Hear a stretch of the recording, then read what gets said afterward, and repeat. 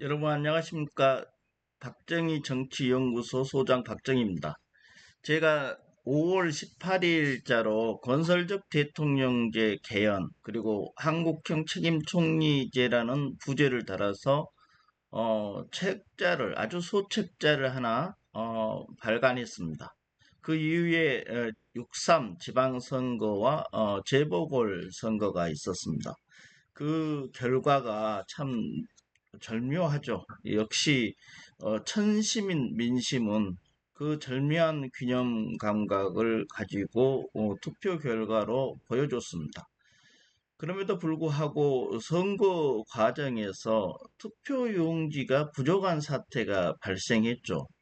그와 관련해서 여러 이제 대처 방안을 어떻게 할 거냐, 진상조사위원회를 꾸려서 그 진상을 조사하고 거기에 대한 대처 방안을 마련하겠다. 이런 이제 지금 흐름이 있습니다.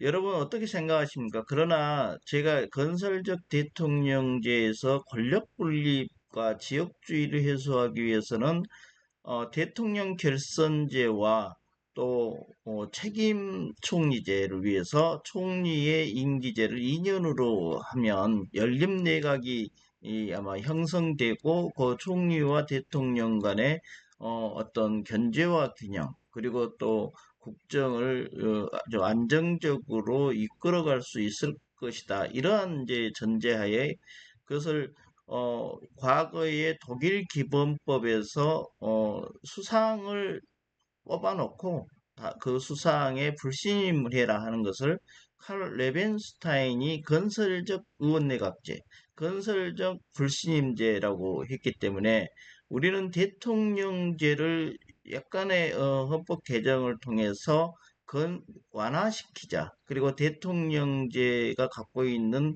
승자 독식 구조를 약간 완화시키는 제도로 만들자. 그런 의미에서 건설적 대통령제라고 명명해서 개헌을 합시다. 10차 개헌을 합시다. 이렇게 얘기를 했어요.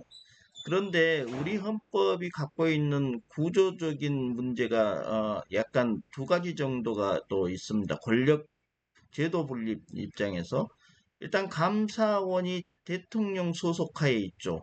그 감사원의 규정을 보면 대통령 소속하에 감사원을 둔다. 그러니까 행정부 크게 보면 행정부 소속이잖아요. 그렇기 때문에 또 독립기구인 헌법기구인 선거관리위원회도 독립기구인데 그것을 행정부가 감사할 수 없는 거죠. 그런 구조에 빠져 있습니다.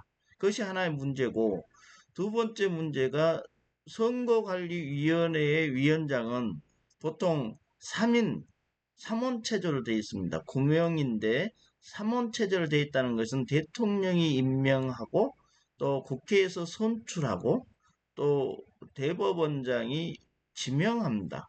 그렇게 되게 3원 체제로 되어 있는데 그 중에서 위원장은 호선제입니다. 호선제. 그래서 헌법상 직접 규정은 안 돼 있어요. 여러분, 그거 오해하시면 안 됩니다. 그러면 뭐냐? 가장 사법부가 독립돼 있기 때문에 그 구인 중에서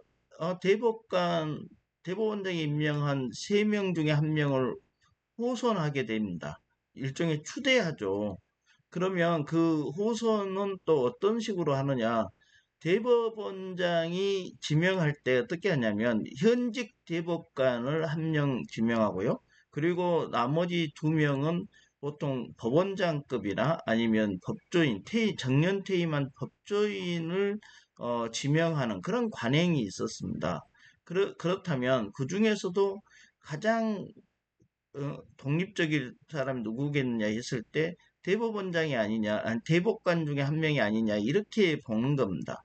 그래서 대부분 현직 대법관이 중앙선거관리위원회 위원장이 되고 또 선거관리위원회법이 있습니다. 법률이죠, 그건. 그 법률에는 어, 상임제도를 두게 되어 있습니다. 그러니까 상임제도도 대법원 대법관이 아닌, 현직 대법관이 아닌 법원장급이나 정년퇴임한 대법, 법조인 중에서 1명을 선출하죠. 그래서 상근하게 합니다. 그리고 중앙선거관리위원장으로 추대된 대법관, 현직 대법관은 거의 비상근입니다. 그렇기 때문에 상임위원회 제도가 있고 그 상임위원이 있음에도 불구하고 대부분 선거 관리는 누가 하겠습니까? 사무총장이 주도해서 합니다. 그렇기 때문에 사무총장이 실질적인 모든 선관위 운영을 좌우지할 수 있는 구조에 빠져 있는 거죠. 그러다 보니까 완전히 행정 편의주의적인 사고에 빠져서 선거 관리가 느슨해진 겁니다. 이번에도.